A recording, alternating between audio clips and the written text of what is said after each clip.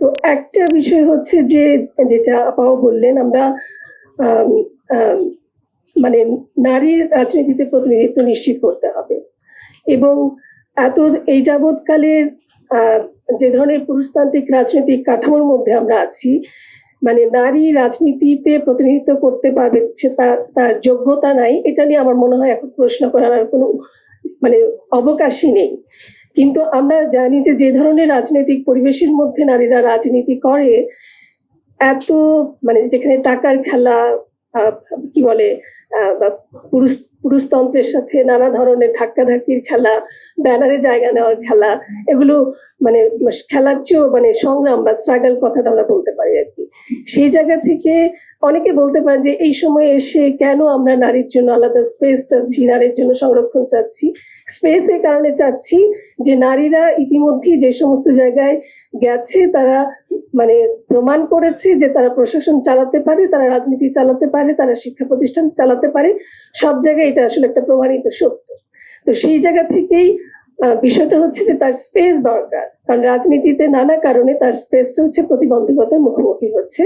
সেই জায়গা থেকে নারীর জন্য মানে আসন কিভাবে নিশ্চিত করা যায়, রাজনীতিতে তার অংশগ্রহণ, মানে সংরক্ষিত শব্দটা অনেক বেশি প্রবলেমেটিক।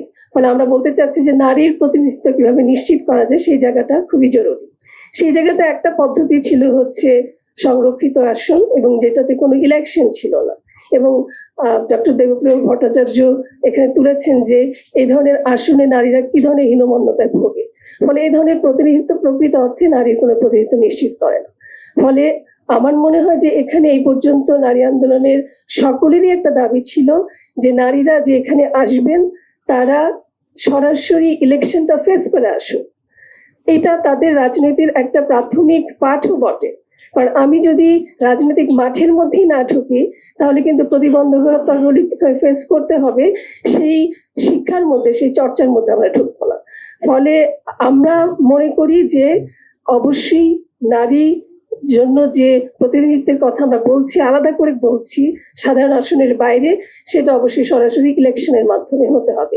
এখন সেইটা কিভাবে হবে সেটা নিয়েই কিন্তু অসংখ্য ধরনের ব্রেনস্টর্মিং হচ্ছে, নানা ধরনের তর্ক বিতর্ক হচ্ছে। আমার কাছে একটা গুরুত্বপূর্ণ জায়গা হচ্ছে যে, এই কথাগুলো কারা বলছি আমরা?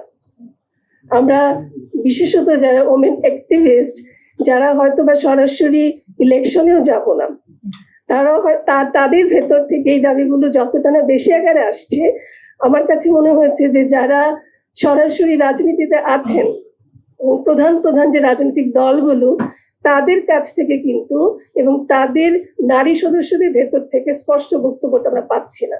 ফলে তাদের ভেতর থেকে আওয়াজটা যত বেশি জোরালো ভাবে আসবে, তত বেশি কিন্তু এটার বাস্তবায়নটা সম্ভব হবে। তার আগ পর্যন্ত আমরা যারা এটা নিয়ে লম্বা সময় ধরে কাজ করছি, আমাদের একটা প্রধান টেনশনের জায়গায় রয়ে গেছে যে, প্রধান দলগুলো আসলে কি করবে, এটা কি মানবে? যেমন এখানে দ্বৈত প্রতিনিধিত্বের প্রসঙ্গ আসছে।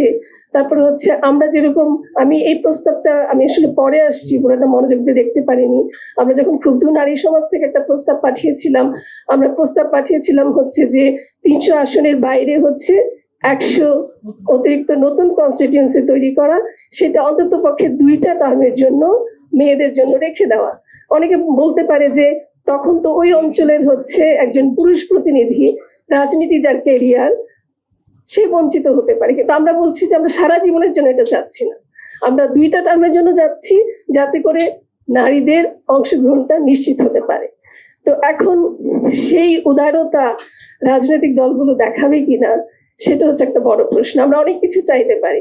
চাইতে গেলে তো সবচেয়ে বড় চাওয়া হচ্ছে যে, 50-50 ভাগ করে দাও। এর চেয়ে তো ভালো এবং বড় চাওয়া কিছুই হতে পারে না। যে যদি ৩০০ আসন হোক, সেটা ৪০০ হোক, ৬০০ হোক, 50-50 ভাগ করে দাও। নারীরা প্রতিনিধিত্ব করে এসে প্রমাণ করে দেখাক যে, আমরা পারছি, আমরা রাজনীতি করছি এবং আমরা প্রতিনিধিত্ব করছি। ফলে আমার কাছে মনে হচ্ছে যে,